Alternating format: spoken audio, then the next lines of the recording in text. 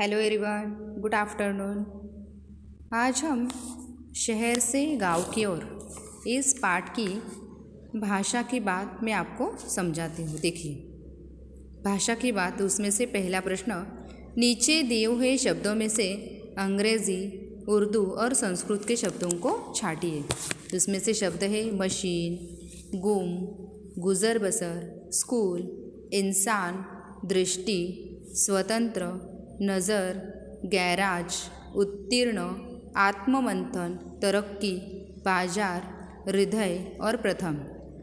इसमें से हमें अंग्रेज़ी, उर्दू और संस्कृत शब्दों को क्या करना है, अलग अलग करना है।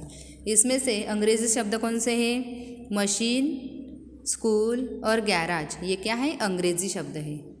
उसमें से संस्कृत शब्द कौन से हैं? दृष्टि, स्वतंत्र, उत्तीर्ण, आत्ममंथन, हृदय और प्रथम, ये क्या है? संस्कृत शब्द है। और उर्दू शब्द कौन से? गुम, गुजर बसर, इंसान, नज़र, तरक्की और बाजार, ये क्या है? उर्दू शब्द है।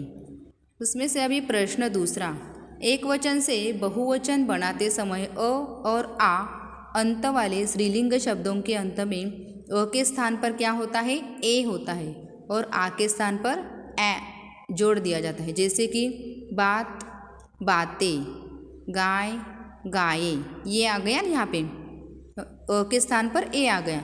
और कक्षा और आ के स्थान पर हमें क्या बताए? ए। कक्षा, कक्षाएं, सेवा, सेवाएं। अभी देखिए, उस नियमानुसार शब्द के बहुवचन बनाकर हमें उसका वाक्य में प्रयोग करना है। जैसे कि माता, आ के स्थान पर क्या होता है? ए का शब्द प्रयुक्त, माता, माताएं। उससे हमें वाक्य भी बना है कि नवरात्रों के समय सभी माताएं मंदिर जाती है। और बाकी के अभी आप बनाइए। मशीन, मशीनें, रात, रातें, लता, लताएं, बहिन, बहनें, याद, यादें, है ना? कविता, कविताएं, सभा, सभाएं, सेवा, सेवाएं, हवा, हवाएं। अभी मैंने आपको उसका बहुवचन बना के बताया, आपको सिर्फ क्या करना है? वाक्य में प्रयोग करना है। उसके बाद है प्रश्न तीसरा, कुछ सर्वनाम विशेषण रूप में प्रयुक्त होते हैं, उसी समय उसकी पहचान क्या हो जाती है? कठिन हो जाती है कि ये क्या है? सर्वनाम है कि विशेषण है। परंतु सर्वनाम शब्द तभी विशेषण कहलाएंगे जब उनके साथ संज्ञा का भी प्रयोग हो। और सर्वनाम शब्द सदैव कैसे होते? अकेले आते हैं, क्योंकि ये संज्ञा के स्थान पर आते हैं। और सार्वनामिक विशेषणों के साथ विभक्ति चिन्ह नहीं लगते, परंतु विशेष्य के कारक और वचन के अनुसार क्या होते हैं? उसके रूप बदल जाते हैं। जैसे कि देखिए, सर्वनाम, वह खेत जोत रहा है, और उससे सार्वनामिक विशेषण क्या होगा? कि वह किसान खेत जोत रहा है। वहाँ पे क्या हो गया? किसान क्या आ गया? वह नाम आ गया, क्योंकि संज्ञा के स्थान पर क्या आता है? सर्वनाम आता है ना? वह यानी कौन? वह, यह सर्वनाम है। और सार्वनामिक विशेषण, वह किसान खेत जोत रहा है। इन वाक्यों के सामने सर्वनाम और विशेषण, सार्वनामिक विशेषण पहचान कर लिखिए। यह भवन सुंदर है, ये क्या है? सार्वनामिक विशेषण है कि सर्वनाम है? सार्वनामिक विशेषण है। और यह सुंदर भवन है, ये क्या है? सर्वनाम है। वैसे ही नीचे के आप क्या करो? बनाकर लिखिए। प्रश्न चौथा, इन मुहावरों का अर्थ लिखते हुए वाक्य में प्रयोग कीजिए। सपने पूरे होना यानी इच्छा पूरी होना, इसका आप अपने मन से वाक्य में प्रयोग कर सकते हैं। साया उठ जाना, गुजर जाना। नज़र झुकाना, शर्मा जाना। दिन दूनी रात चौगनी यानी बहुत तेज़ी से उन्नति करना। ये क्या करो? मुहावरों के अर्थ मैंने आपको बताया, आप क्या करो? इसका वाक्य में प्रयोग कीजिए। उसके बाद है प्रश्न पांचवा, विलोम लिखिए। विलोम यानी ऑपोजिट। जैसे कि शुद्ध का विलोम क्या आएगा? अशुद्ध।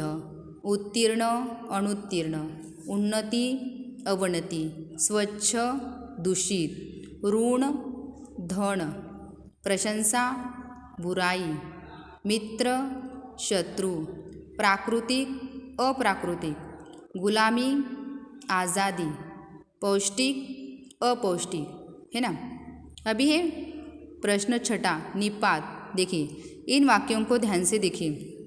निपात क्या किसे कहते हैं कि मोहन को तो नौकरी भी मिल गई थी और मैंने अपने गांव में ही रहना पसंद किया। भी और ही, ये क्या है, इन वाक्यों में भी और ही के प्रयोग से कई बात का क्या होता है, प्रभाव पड़ गया है। जैसे कि यह शब्द क्या है, निपात कहलाते हैं। इससे क्या करना है, आपको अपने मन से 2 वाक्य बनाने हैं, भी और ही से। उसके बाद है प्रश्न 7वां, सही विकल्प चुनिए। आत्ममंथन का अर्थ है, इसके 4 विकल्प हैं, मन से, मन में झांकना, मन ही मन विचार करना या मन की सुनना। इसका सही आंसर क्या है, मन ही मन विचार करना। दूसरा है लता शब्द का बहुवचन, लताएं, दूसरा ऑप्शन। चाह शब्द का पर्यायवाची, यहाँ पर क्या दिया है, नहीं है।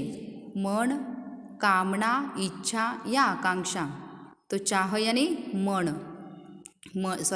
चाह यानी इच्छा भी होता है, कामना भी होता है और आकांक्षा भी होता है। मगर इसका पर्याय कौन सा नहीं है, यहाँ पर यह प्रश्न है, तो इसका पर्याय कौन सा है, नहीं, यह पर्याय नहीं है। ये भाषा की बात अच्छे से समझकर अपनी नोटबुक में लिख लीजिए। Thank you very much.